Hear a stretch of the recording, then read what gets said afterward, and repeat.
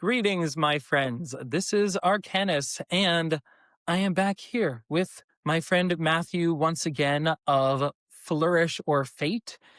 And we were thinking that a great topic of conversation, considering the vast wealth of games that Matthew is familiar with, is just the conversation that you would have in something like a session zero, even before you get to a session zero, of determining what game system it is exactly you would play. And this also wraps in a little bit with an earlier video I had where I talked about what your table would be, which is determined by, is this more theater of the mind? Is this going to be a more physical game table? Is this going to be a more digital game table? So some of those components might also weigh in onto what system you choose to play as. So Matthew, what do you think some of the major questions that you would need to ask either yourself or your players when determining what system it is you would want to play? Yeah, I think the two most important things are what systems can you get a GM or moderator to actually read through the rules of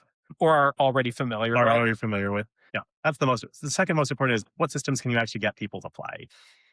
I've met plenty of players who just, read D&D, really love D&D, and will refuse to learn anything else. And, there's nothing wrong with that. It just means that you're playing D&D. Right. Yeah. I think that the two biggest questions I'd ask after that, if you have someone who's willing to do some reading and players who are willing to learn a new system, is what do you want from setting themes and mechanical themes? Right.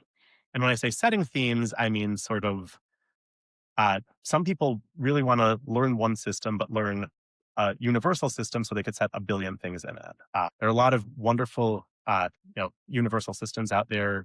Fate is a really good one. GURPS, if you want it crunchy and mechanical, is a very well loved one. I'm sure that I've watched multiple videos that sort of tell you about every single one of them.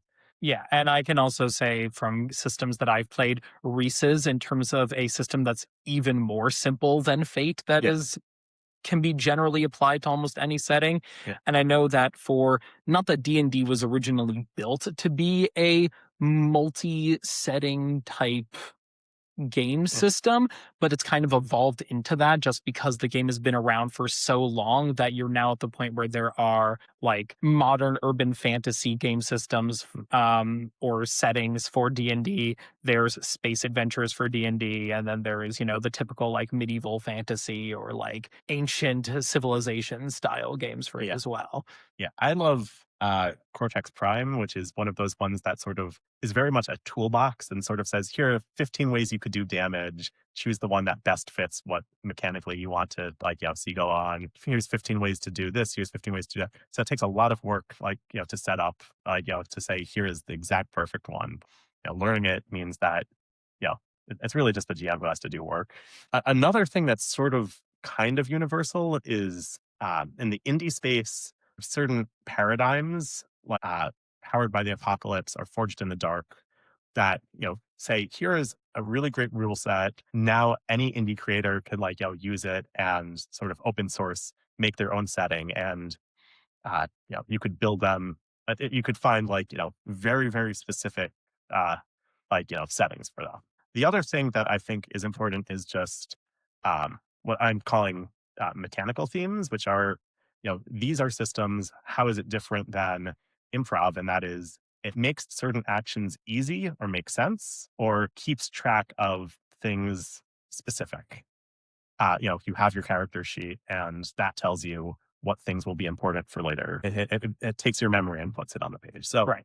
different systems will make different things easier or harder. D&D makes combat a big focus, and it has magic as a big focus. And it also, as I talked about in my What is Your Table Yeah. video, it's also a system that very much focuses on having a grid or a map or something. Obviously, you can, and I have played D&D completely theater of the mind, but it is something that very much centers you in okay, how many squares away is your character from this other target? Yes. And it's really built around that sort of mechanical progression. All of you will gain powers as you level up and as it's a long system. If you like that and say, I want the combat to be even more mechanically crunchy and like focus on that. And I want every single level up to come up with a whole bunch of mechanical level ups. Pathfinder sort of takes D&D and then just turns it up to 11.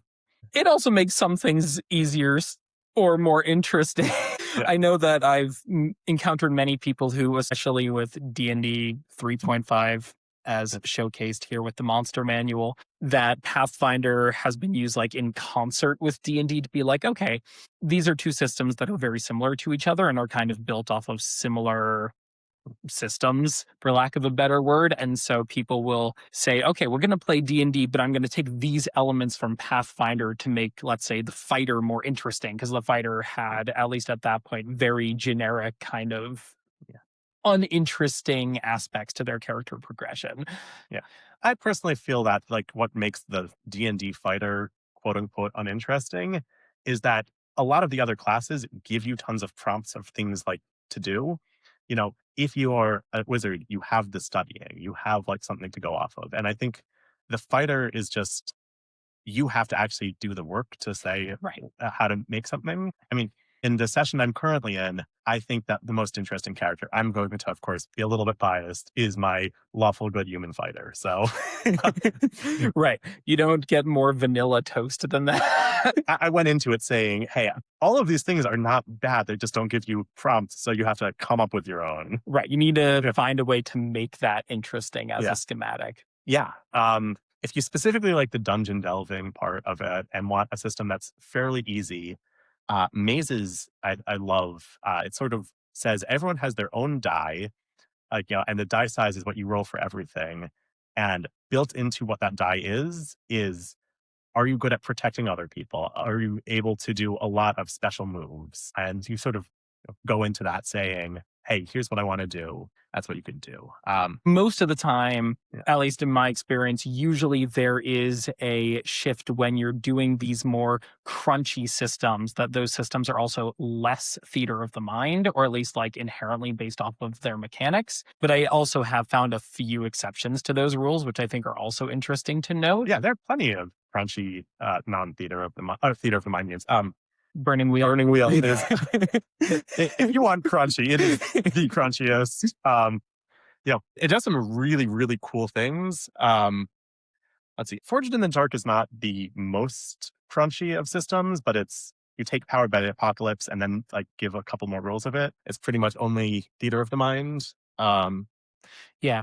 Ones that I was thinking of, for example, which also go into how you might choose a game based off of more specific desires for what you want your setting to be, is Mutants and Masterminds, which Mutants and Masterminds is a game that character creation takes multiple hours or can take multiple hours, but once you've created your character, it's almost entirely theater of the mind. And Mutants and Masterminds is specifically set as a superhero style game, similar to Masks, if folks are familiar with Masks, which is a much more rules light game. And to me also honestly feels like a rules light Mutants and Masterminds almost in terms of how it's constructed. I think Masks has some like interesting themes in there. Masks is a Powered by the Apocalypse game that specifically has everyone, the actual stats that you have are not fixed, like, this is your strength, this is your intelligence, but rather, how do you feel about yourself? Because it's all about teenage angst.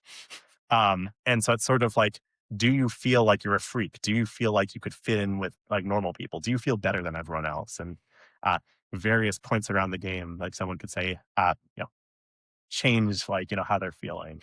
Sure. And that's great. So I think that Mutants and Masterminds feels a little bit more like you know who you are. Right. Yeah. And it's built on a slightly different system because it's made to be so incredibly diverse, but so mechanically focused that it's just like, okay, here is X number of points that you can distribute into like 1,000 different abilities if you so choose. Because also superheroes, for those who are familiar with superhero franchises, some of them, like Superman, have 1 million different powers. So how are you going to make a character that's like Superman if you don't have access to 1 million different effects? Yes, absolutely.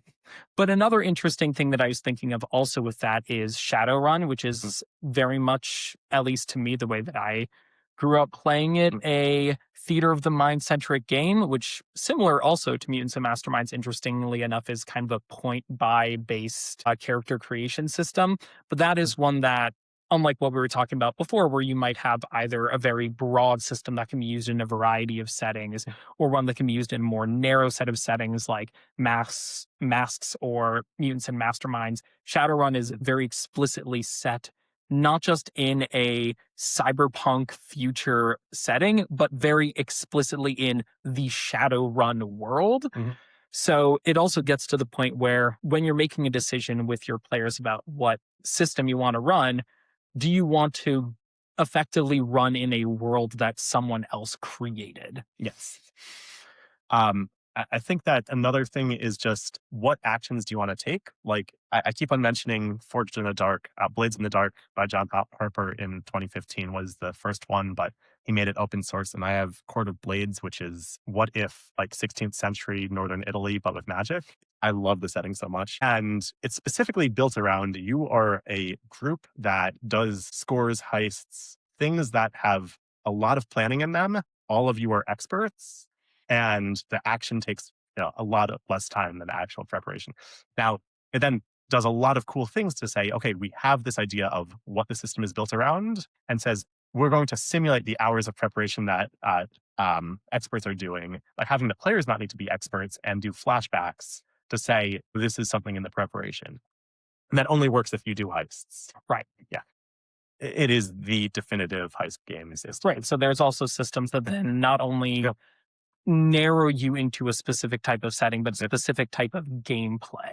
In terms of, in this case, you are specifically playing a heist game. A lot of the White Wolf games, like Vampire the Masquerade, also are very, very specific of you want to deal with the fact of you are a vampire, you are a creature of the night, you have hunger in you, and that is the system. Everything is built around that. Right. Or you have some other settings like Call of Cthulhu. Call of Cthulhu is which is very specific in terms of, the world is being taken over by eldritch entities in one form or another, and you're trying to, for the most part, I think, just survive and not go insane. Yes. Yeah. It's all about character progression is you saying, what can I do to stave off the apocalypse and keep myself from falling in that. Right. And this is, of course, all to say that you can curtail things, you can modify games if you're, feel confident in your ability to do that as a GM. A system that I've been helping to co-GM recently is, I believe it's PTU, which is the fan-made Pokemon TTRPG, which of course sets you explicitly in the Pokemon universe. But if you have the time and willingness to do so, you can always do something like create a totally fictitious world within the Pokemon universe. Or instead of doing the standard gameplay that everyone might be familiar with in a Pokemon game, where it's, I'm just going to, go through and battle everyone and fight all the gym leaders and the Elite Four, yada, yada, yada. It might end up being something more like dungeon delving. Like you can find a way to incorporate that into the universe. I mean, Pokemon itself does that in the video games with, what's the dungeon one? Mystery Dungeon? Yeah. I don't play video games. So there are also ways that even within a system, though it might lean in specific ways, you can still modulate it in order to fit what you want. Like if you are playing in Shadowrun, even though it's built to take place in the Shadowrun universe, you can decide like, hey, I'm just going to take everything that's in this game and supplant it into my own world if you want, or put it in a different part of the timeline, so to speak, if you want to be like, okay, I want to connect it to the larger universe, but I don't want to be hemmed into like very strict boundaries. Were there any other systems that you think might be worth mentioning just based off of how they operate and how people might choose to use them? Yeah, I've been reading through City of Mist right now, which I love so much. It's a neo-noir. It's built around mysteries and has a lot of things on how to actually run a mystery, which I think that people have tried in D&D and I've never been happy with. All of you are characters who live in the city where both real people get inhabited by the spirit of various stories and myths and all of that. And so you have your sets of powers from your normal job and from your logo mythos, like, that inhabits you, and you could gain more or less of each of them. And you lean too much more into your mythos, you lose your actual, like, normal jobs and have fewer powers from that. Or you really try to make your real life exist, and then your mythos can't go through you, so you lose some of those powers. And a lot of the progression is in that changing of the characters. Yeah. So ultimately, a lot of the decision that goes into this is what kind of setting do you want? What kind of mechanics do you want in terms of, is this going to be a more mechanically complex versus mechanically simple system? Is this going to be a more story driven system versus a more like crunchy combat or dungeon delving type system? And what people are familiar with / willing to learn. Yeah. I think the willing to learn is the Right, is the key detail here. Like, I don't know, Burning Wheel feels a little intimidating to me. That is a massive book. Yeah. But all right. So hopefully this was helpful for all of you in incorporating what kind of information and questions you might want to ask your players or ask yourself in terms of determining what systems you want to use in your next game. Keep in mind that everything is dependent on making collaborative decisions. That is how everyone's going to be able to have a good time.